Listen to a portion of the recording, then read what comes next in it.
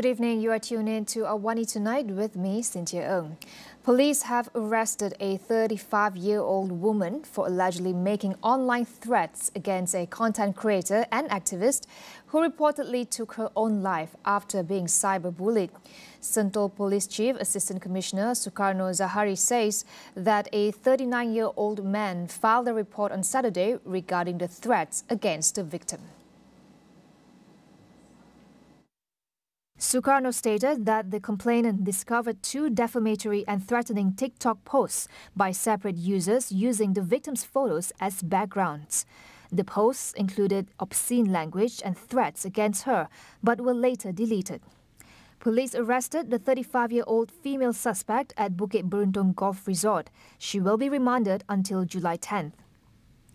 A day before her death, the 30-year-old victim filed a police report expressing fears of being raped and killed following harassment on TikTok. Communications Minister Fahmi Fadzil said he will meet with TikTok representatives on Friday to discuss the governance of the social media platform. Other agencies such as the Malaysian Communication and Multimedia Commission (MCMC) and the Attorney General's Chambers will also be in attendance. Deputy Prime Minister Datuk Seri Ahmad Zahid Hamidi says he will take proactive steps to address FELA Berhad's high debt burden.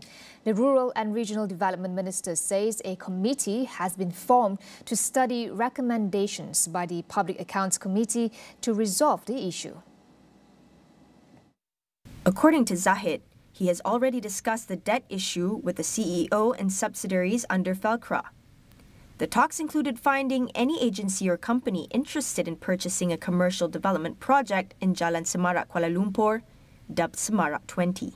Zahid said there were plans to sell the completed building based on demand and market price, so that proceeds could repay FELA's debts to the government. Last month, the PAC revealed that FELA's 14 subsidiaries had racked up a total debt of 1.21 billion ringgit. It urged FELA to review its structure and operations to align with its original goals, ensuring the interests of participants and rural communities were protected. The government reassured that amendments to the Personal Data Protection Act (PDPA) 2010 or Act 709 will not hinder its efforts to establish a new act aimed at combating online fraud. Digital Minister Gobind Singh Dio emphasized that both acts are fundamentally distinct in terms of technical and legal implementation. He explained that the amendments to Act 709 aim to ensure the security of stored personal data. He added that there should be legal provisions mandating stakeholders to provide mandatory notice in case of a data breach or hacking incident. Meanwhile, the new act aimed at establishment is more focused on combating online fraud affecting individuals.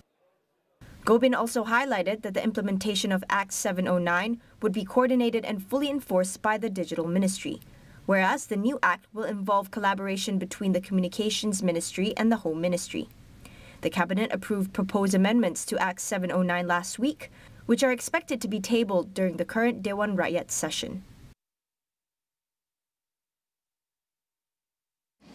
A rescue operation has saved 10 crew members from a cargo ship which sank 2.1 nautical west of Tanjung Ru this morning. According to the Selangor Malaysian Maritime Enforcement Agency (MMEA), the rescue was conducted at 3:35 a.m. after the crew members faced a leak that could not be rectified. The cargo ship MV Kumjin had reportedly suffered a leak at the front side of the left ballast tank. Following that, MMEA mobilized its Perkasa 36 boat to the location despite bad weather.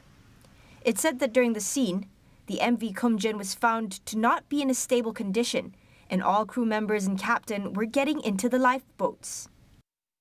It added that the MMEA helped all on board the Perkasa 36 boat before bringing them to the Marine Police jetty in Pulau Indah for medical checks and further action.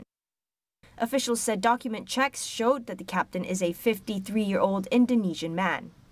The rest of the crew were also from Indonesia and Myanmar, aged between 19 and 50 years old. All had valid travel documents.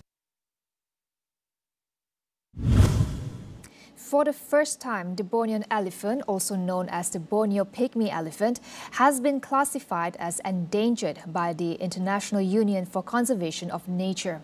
We spoke with Dr. Zafarina Othman, Director of Conservation Advocacy at the NGO Seratu Atai, on the urgent need for action to protect the remaining population of these elephants, estimated to be fewer than 1,500 in the wild. When we did the assessment, numbers is not the only parameters or criteria that we take into consideration. There are many other criteria that we have to look at. So, for example, we have to look at the historical distribution of elephants. And when we take this into account, there are huge and significant reduction in their historical distribution in Sabah. And also we need to know how many elephants that can breed, that can actively, produce calf and offspring and things like this. So, but when the reports came, people love to highlight only the numbers. So I would like to stress that, a lot of consideration has been taken into during the assessment. So a lot of people in Sabah, when this news came out, they were also shocked. They said that, we saw many elephants now, especially babies. And for us, sometimes it's because of there are much contact. Elephants are now moving out of the protected areas, and then they use more and more areas, kind of villages and oil palm plantations, and that's why we tend to see them more. It doesn't mean that there are more elephants, but we frequently see them now because of habitats are getting very limited, and the contact with human beings are more frequent now. The species extinction, she says, will threaten biodiversity and the people's lives. Because if we don't take this into consideration, then it actually will affect the life of us people. We can have those developments, but we will not have imbalanced ecosystem that at the end will affect us.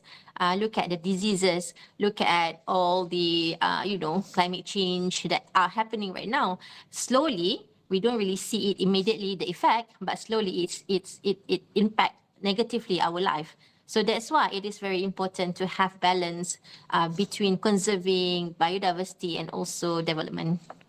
There are many strategies, biodiversity strategies, a lot, that we do. The government and working with other stakeholders at the national level, at the international level, which help us to come up to reach the sustainable development. So so we need, first of all, to, like I said, walk the talk. We have all these strategies. We have it very nice on the paper.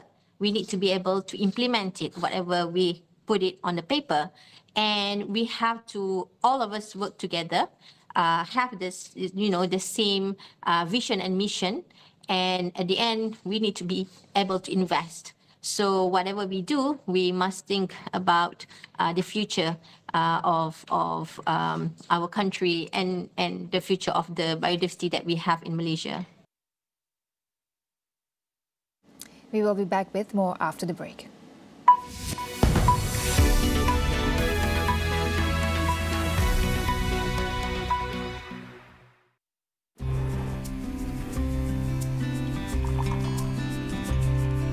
Demi memenuhi semua impian, kita capai dengan setiap langkah. Teruskan hari demi hari, kami setia di sisi. Nescafe, hidupkan duniamu.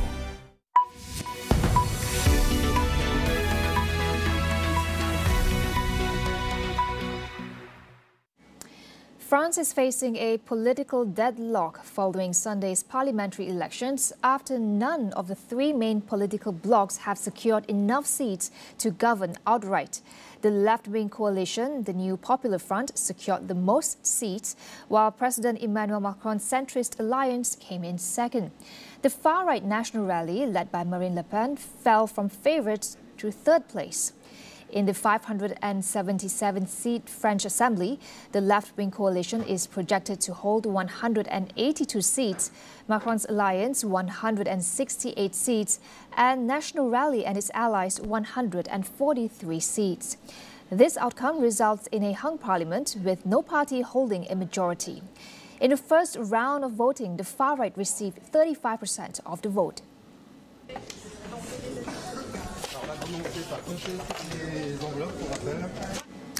Boeing has agreed to plead guilty to a criminal fraud conspiracy charge following a U.S. investigation that found the company violated a reform agreement after two fatal crashes involving its 737 MAX planes. The Department of Justice announced that Boeing will pay a criminal fine of $243.6 million. However, the families of the victims have criticized the deal, calling it a sweetheart deal that allows Boeing to avoid full accountability. By pleading guilty, Boeing will avoid the spectacle of a criminal trial, something that victims' families have been pressing for. The company has been under intense scrutiny since two nearly identical crashes involving 737 MAX aircrafts in 2018 in Indonesia and in 2019 in Ethiopia claimed the lives of 346 passengers and crew. In 2021, Boeing was charged with conspiracy to defraud the Federal Aviation Administration by withholding critical information about the MCAS flight control system, which was implicated in both crashes. It agreed not to prosecute Boeing if the company paid a penalty and successfully completed a 3-year period of increased monitoring and reporting. But in January, a door panel in a Boeing plane operated by Alaska Airlines blew out soon after takeoff and forced the jet to land. While no injuries occurred, the incident cast doubt on Boeing's progress in improving safety standards. In May, the Department of Justice declared that Boeing had violated the terms of the 2021 agreement, paving the way for prosecution. Boeing's decision to plead guilty marks a significant blow to its reputation, as it now possesses a criminal record. Boeing is a prominent military contractor for the U.S. government and is one of the world's 2 biggest manufacturers of commercial jets. In Indonesia, at least 12 people were killed after torrential rain caused a landslide in a gold mine on Sulawesi Island. 5 survivors have been evacuated while a rescue team continue to search for 18 people who are still missing. The landslide in the Gorontalo province killed miners and residents living near the mine, which authorities say was illegally set up. Rescue teams, police and military personnel have to walk 20 kilometers to reach the site of the landslide, with efforts hampered by thick mud and heavy rain. Indonesia's disaster agency reported that several houses and 1 bridge were damaged by the incident. It also warned that rain is still forecast in some areas of the province over the next 2 days, urging residents to be on alert in case of further disasters.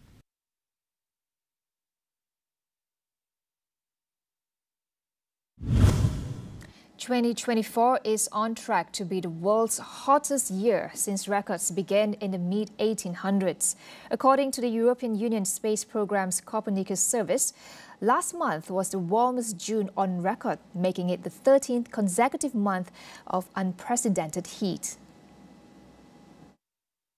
The persistent streak of high temperatures is attributed to a combination of human-induced climate change and the El Niño weather phenomenon.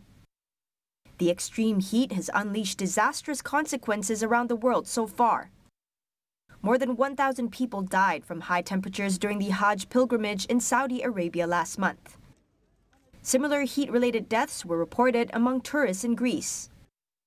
June was also the month India saw a deadly heat wave that claimed hundreds of lives, particularly in densely populated urban areas such as New Delhi.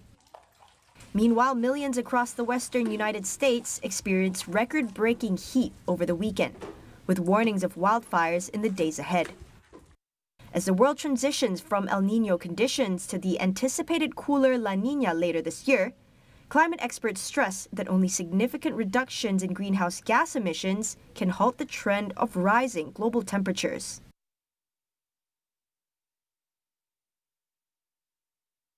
That wraps up AWANI Tonight. I'm Cynthia Ng. Thank you for watching. Good night.